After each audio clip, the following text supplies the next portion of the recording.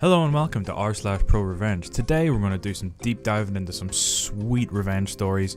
So let's get on with the first one. Not my fault you can't be bothered to do your job. This is a story I've been sitting on for a few years now, and having discovered r/ProRevenge a couple of months ago, I decided it's finally time to let the world know what happened to a sociopath who dared to cross the neighborhood. To set the stage, I used to live in a big but not huge city, let's call it Palmville. I live near the corner of a dense suburb, nestled between overstuffed apartment buildings, a river that smelled like diesel when at low tide, and two busy highways. I was a minority in this neighborhood, and I caught a lot of heat for it. People didn't really like white people there, but enough of our neighbours were accepting of us that aside from a few disagreements between families and the beatings that came with them. I was a minority in this neighbourhood and I caught a lot of heat for it. People didn't really like white people there, but enough of our neighbours were accepting of us aside from a few disagreements between families and the beatings that came with them. Like, I didn't feel like I was in danger when leaving my home. It was a rough neighbourhood, but it was my home.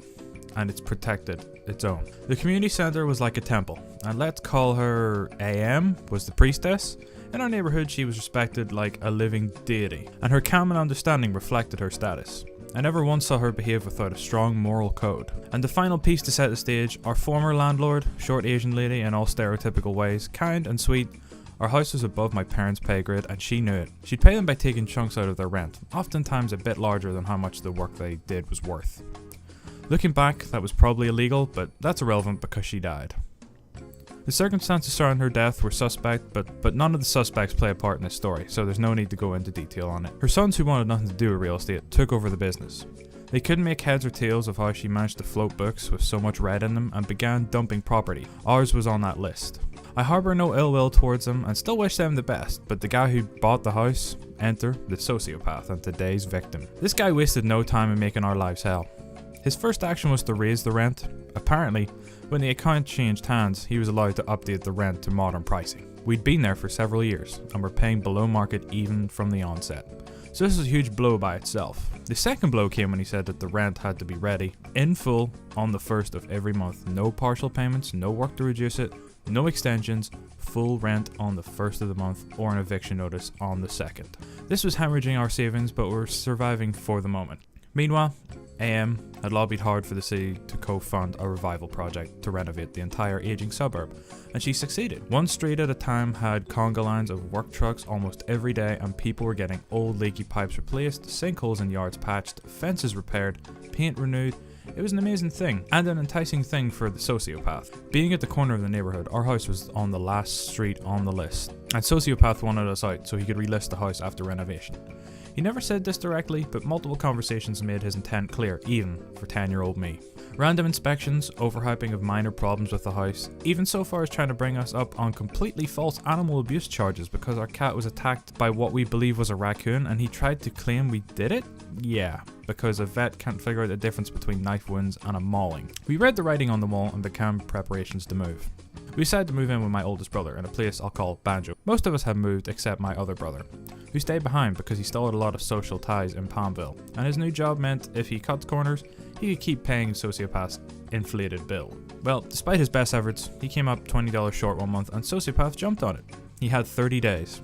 We made the 400-mile trip to Banjoville to Palmville to get the rest of our stuff, and I can't say as I approved of my brother's living conditions, but I guess that's besides the point. The month passed rather uneventfully. I guess Sociopath figured out he'd won, even though there was no need to burn the gas to drive out and gloat. The neighbourhood had learned what was going on. That was the first time I'd ever been back in the neighbourhood, where I didn't get a single call out, a single glare, a single racist remark. Everybody behaved reverent. It was kind of disturbing in all honesty. I guess people in lower incomes all know what eviction means and felt like I was having a bad enough time already. Well, 20 days later, he said it's time to leave. We still had a week left, but it didn't matter. We didn't have enough money to try and fight it with a lawyer. AM descended from the heavens and bought us a couple extra days. But it was evident he really wanted us out. Possibly because the work trucks were now one street away. Last time I ever saw the house I grew up in, workmen were throwing my childhood possessions into a large bin when we supposedly still had 3 days to leave. Everything that follows is a collection of information I got through the grapevine and phone calls with people present at the events. Immediately, Sociopath moved into the house himself.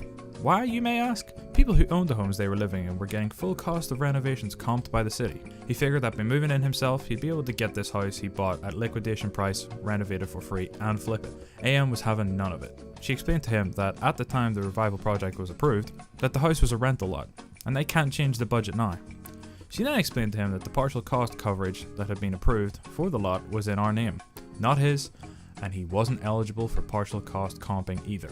He'd have to pay every penny himself, and since the entire neighbourhood was getting a facelift, he was required to at least renovate the exterior. Otherwise, she'd see the house condemned and an eyesore, or dilapidated, or whatever the legal term is. He went really cheap on the renovations, basically put in new carpets and a coat of paint. This would later come to bite him in the ass. He then began trying to sell the house in earnest. The neighbourhood remembered what he'd done. There were vandalisms when nobody was there, and loud noises from the neighbours when people were there to look the house over. And anytime a prospective buyer asked around, they got a full stink eye from anybody they talked to. They made sure he simply couldn't get that house sold at market value. After 3 months of this, he lowered the listing price. Then a month later, he lowered it again, and finally got a bite. AM personally made sure he had to file every single piece of paperwork before it changed hands. Every single part of the house had to be inspected thoroughly, and that's when Karma herself caught up with him. In his hasty and cheap renovations, he'd somehow damaged the pipes. Black mold. AM remembered how he'd treated us, and she decided to pay him back in cash. I never heard how exactly she pulled it off, but she managed to delay him getting the news about the black mold being discovered for several days. Long enough that by the time he did get the news, he didn't have time left to try and get it cleaned, or make a last-ditch effort to save the house. The house was condemned days later. In their final act, AM and members of the neighbourhood filed every single complaint and injunction they could and arranged for him to be compelled by the city to demolish the house immediately, a cost he had to pay out of his own pocket. He tried to destroy a family and broke laws just to make some quick cash, and instead was left fighting a year-long legal battle and ended up losing thousands. The neighbourhood remembers. The neighbourhood punishes. Enjoy your beach vacation, SHREK. Disclaimer, I created an alt to post this. The very specific nature of the revenge would certainly lead anyone who knows about it right to my primary account. And there's some stuff in my primary's post history I want to keep private. If you're overdosing on childhood bully stories, rest assured this is not one of them. It is, however, a roommate from hell story, and I hope you think it's a good one. In 2017, I took a new job on the other side of my fairly large city, rather than commute from where I was living now, and spend at least 90 minutes driving each way. I decided to move closer to my new job. I could have got a one-bedroom apartment on my own, but my budget at the time would only barely manage. I'm a single guy in my 20s, and I like to go out and order in. Sure, I could have had my own place, but I would have to be eating ramen and staying in most of the time. So I leased a 2-bedroom in March 2017, and started advertising for a roommate. A great guy named Dave got in touch. We seemed to click, and he moved in.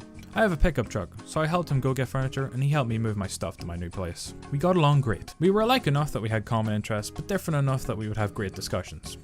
Things were fun. We would split the cost of stuff like toilet paper and dish soap.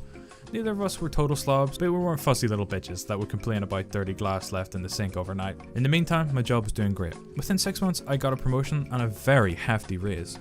Dave told me he was leaving as of November 1st, 2017. I probably should have just covered the apartment myself until the end of the lease, February 20th, 2018, but I made a mistake. Let's call this mistake Bro, since that's what he called everyone else. Bro was Dave's weed connect. He'd been to the apartment a few times and needed a place to stay. He seemed like he had his shit together, was charismatic and well groomed, so Dave moved out and Bro moved in at the top of November. Trouble started pretty soon after. He was very vain, always with neatly trimmed blonde hair, nice clothes and $500 sneakers. That's where all his money went. He didn't buy food or anything else. I would buy a loaf of bread and the next day there was a quarter of the loaf left. I would go to take a dump and there was no paper. I used to leave a big jar of peanut butter in the cupboard. It evaporated. I would give him crap and tell him to buy his own stuff. Yeah bro, no problem, but nothing changed.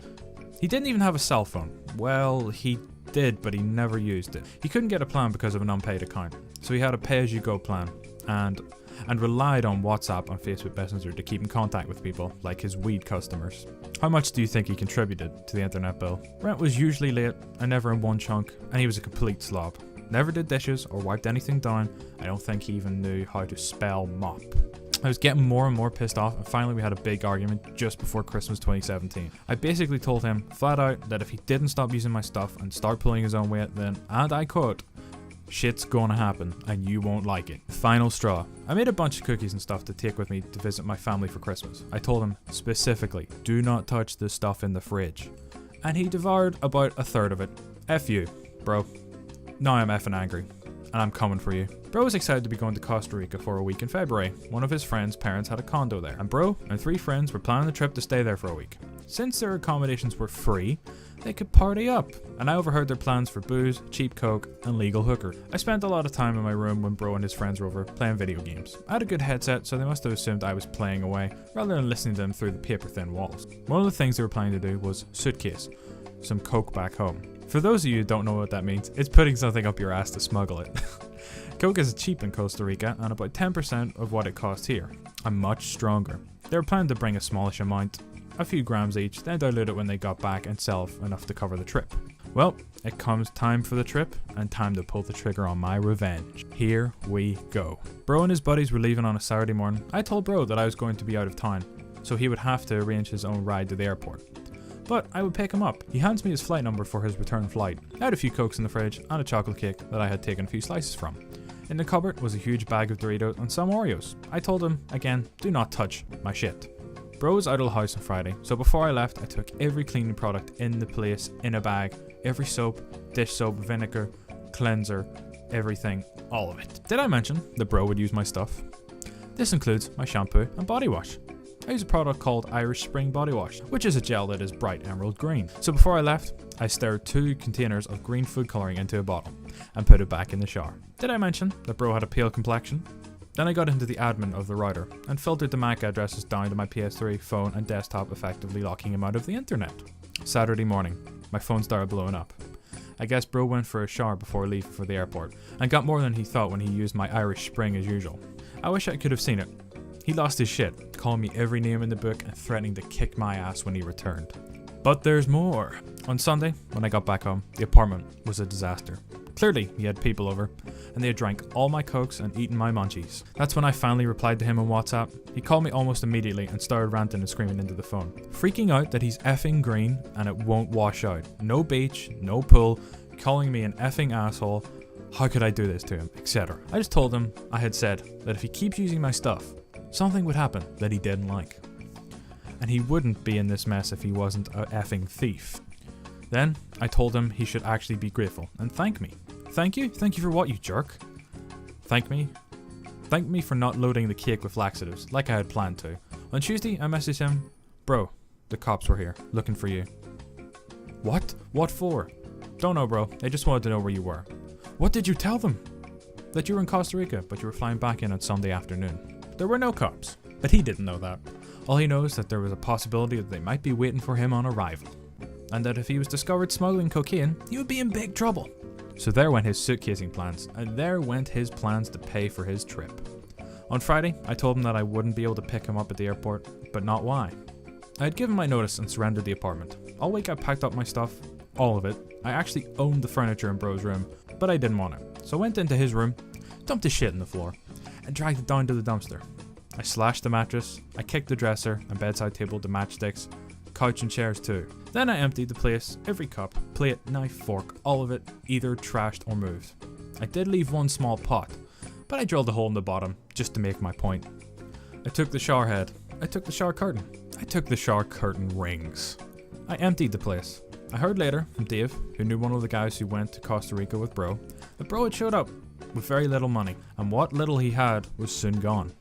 He was mooching off others and didn't take long for them to tire of bro. Whatever fury they may have felt by the greening of bro was soon diffused once they caught wind of his true nature. I don't know how he got back from the airport, but on Sunday he called me, freaking out about the apartment. Where's my bed, man? Where's my furniture? What furniture? All that stuff was mine, and I didn't want it anymore. What the F, man? What did I ever do to you? Aside from steal my shit, not pull your weight, and F me over for rent and bills, you mean? Now I have to sleep on the floor. F you, asshole. No, F you, bro. Just to let you know, I did you a favor. Now you have less shit to move. Better get started looking for a new place to live, because the management of the building is changing the locks on Wednesday morning. Then I blocked bro. Never heard from him again, but Dave told me he'd couch surf for a few weeks, then disappeared. Probably moved out of town, who knows. Good riddance. TLDR, roommate from hell gets turned bright green before he leaves for a beach vacation. His plans to turn the legal score are thwarted, and he returns to discover he's homeless. Really, for this one, all I can say is, if you live with someone else, if you're a roommate, you have to have respect for other people and their belongings. You can't just take their stuff and not pay rent, and not pay anything towards the living conditions. You're just an ass. You're an ass if you don't do that. And this revenge was justified, but I would honestly class this as some nuclear revenge, which is another subreddit I will get into at some point, which is basically even more hardcore revenge. Well, you were warned not to park there. This story happened about 15 years ago, give or take. At the time, I worked for a small industrial railroad in my city that served about 20 different industries along the docks. To get to the docks from the yard where I would pick up the inbound cars, we had a mile of street trackage that ran down the middle of a small street. Numerous bars lined the street on one side, where the river on the other side. Because of city regulations, we were only allowed to operate along the span of the track between specific hours, typically 11 at night to about 5 in the morning. However, since the bars were open at that time, it also meant that we had to trundle along at a crawl, usually walking pace or just about that, and keep the locomotive on the front end of the movement. Every night I went down that street, there would typically be 2 or 3 people who had parked too close to the tracks, prompting me to have to get people to move their cars. It wasn't a major problem, just an annoyance, except for one guy. It seemed that every single night I would have to stop about halfway down because this guy would always park his truck at an angle in the street, as opposed to parallel parking. There was some angle parking spaces, but they were further down where there wasn't rails in the road. Every single night I'd have to head into the bar this guy owned and bug the guy to get him to move the truck. Most of the time it'd take him a good 30 minutes to an hour to drag himself out and move the thing. This meant, of course, I was losing time that I needed to get my job done. After months of this, I finally decided that I had enough, so I decided to have the guy towed. Yeah, that didn't work out as well as I had hoped. Turned out the guy also had some job with the city or the mayor's office or some friend in either, so no one would dare come out to tow his truck. I think I waited there for a good hour before he eventually came out and moved it, even having the gall to flip me the bird as he left. At this point, I decided not only was I totally done with the guy, but if the chance arose, I was going to teach him a lesson he wouldn't soon forget. Nothing physical per se, just a hard-learned lesson. A couple days later, I found myself heading down the track with a couple half-dozen heavy cars and machinery bound for the docks. As it rounded the curve and neared the place where the guy always parked, I gently applied the independent brakes on the locomotive. This would slow the heavy train, but wasn't enough to stop it outright, at least not quickly. I waited until the very last minute, laying on the horn and applying the full brakes, bringing everything to a screeching halt in the middle of the street. As I felt the brakes begin to hold, there was a loud thunk and screeching and tearing of metal as the train simply punted the truck out of the way, tearing the bed clean off it in the process. This did not go unnoticed, as a crowd had started to gather out front of the bar when they heard the train coming. I stayed in the cab, calling back to dispatch and informed them that I'd struck a parked car and they needed to get the police and have a tow truck out to my location. All the while I could hear this guy screaming, heard him over the sound of the locomotive no less, at the top of his lungs about how he was going to have me thrown in jail, sue the company and all manner of things. Locking the doors, I opted to just wait in the cab for the boys in blue to arrive. Eventually, they pop round and start taking statements. I explained the problem, nothing that I could have, but it wouldn't have been a good idea. Simply slam on the brakes due to the cargo I was carrying, and then the only reason I hit the truck was because he was improperly parked. I added that the gentleman had been warned in the past that something like this could happen, and he ignored the warnings. The man, for his part, was simply livid, hopping around, yelling at me, yelling at the cops, and just besides himself. In the end, he was ticketed for his bad parking, obstructing the passage of a train, and his truck was totaled, and he ended up on the hook for paying for it. Truck was brand new and not yet paid off, or so I was told. It took about 2 hours to clean up the mess, and I was, per company rules, suspended for a week during the company investigation. But honestly, it was worth it. Didn't have any problems with him from that point forward either. Yeah, that one is completely on that guy. Like, move your car or your truck. That one is completely on him. When you're asked to move your truck because you're literally obstructing people from doing their jobs, just move it. Just move it. He deserves every part of that. It's not hard. Alright guys, that's going to be it today for r/ProRevenge. I hope you enjoyed the video. If you did, leave a like, hit that subscribe button, and hit that little bell in the corner to be notified of all future videos. See you in the next one. Peace.